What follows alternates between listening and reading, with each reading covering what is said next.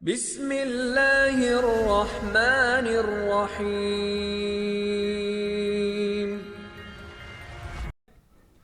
Assalamu alaikum wa rahmatullahi wa barakatuh. Bienvenue sur l'émission Sharia Intelligence encore aujourd'hui. Et aujourd'hui, on commence la première partie même de l'émission. Dans cette émission, Inch'Allah, je vais vous donner l'aperçu de cette première partie. Et Inch'Allah, dans cette première partie, on touchera aux différents thèmes et enjeux. Et parmi les enjeux qu'on va entamer dans cette deuxième partie, on a l'usul al-fiqh, ijtihad et le rôle de la raison dans l'islam. Et on fera bien les détails de tous ces enjeux ici, Inch'Allah. On vous donnera la définition de usul al-fiqh. Quand on parle de usul al-fiqh, de quoi même parle-t-on? Quand on parle d'ijtihad, qu'est-ce que ça veut dire? Et quand on parle du rôle de raison, qu'est-ce qu'on veut dire par cela? On entamera aussi l'évolution de usul al-fiqh. D'où vient l'usul al-fiqh? D'où vient le qawaid al-fiqhiyya et aussi le maqasid al-sharia? Qu'est-ce que contient tous ces sujets? Inch'Allah, on touchera à chaque sujet profondément, Inch'Allah.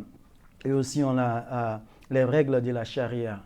Ici, on parle des règles déclaratoires dans la charia. Que veut dire les règles déclaratoires? On verra tout cela dans cette partie. Et dans cette partie aussi, l'un des plus importants sujets dans cette partie est le sujet des sources d'évidence dans l'islam, dans la charia.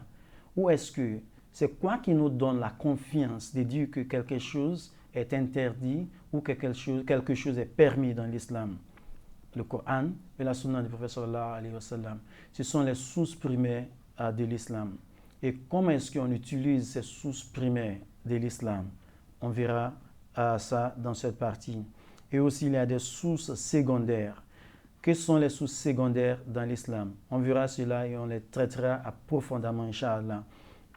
Et il y a des principes aussi qu'on appelle les principes des filets de sécurité. Vous savez, dans la gymnastique, lorsqu'un gymnaste fait ses pratiques et qu'il y a toujours un filet en bas, donc il est en haut, il fait tous ses gymnastiques et il y a un filet en bas pour le protéger au cas là où il tombe.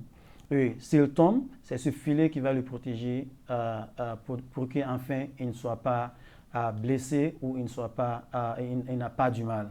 Donc, on utilise ces principes aussi, c'est comme une métaphore qu'on utilise dans les études de la charia intelligence pour dire qu'il y a des principes dans l'islam que lorsque un savant, lorsque un érudit suivre, même s'il fait une erreur, l'erreur ne sera pas très dangereux pour la communauté parce que ce filet de sécurité va l'aider à ne pas tomber dans des grosses erreurs. Donc, c'est ce qu'on appelle les filets de sécurité. Inch'Allah, on fera les détails sur cela aussi. Et aussi, on fera aussi les comparaisons entre les différentes écoles juridiques dans l'islam. On a plus que 4, mais il y a 4 qui sont les plus reconnues. Et ils sont l'école du Maliki, du Shafi'i, de Imam Hanbal et aussi de Hanafi. Donc, que veut dire tout cela? On verra ça aussi dans cette partie avec mes collègues, Inch'Allah. Et finalement, on touchera aux différentes écoles. On touchera aux différentes écoles aussi. En particulier, on fera focus sur chacun. On aura des épisodes qui se basent sur chacune de ces écoles. Donc, Inch'Allah, je crois que c'est un aperçu que je vais faire ici avant qu'on commence avec mes collègues dans l'épisode prochain à traiter, à trancher ces sujets.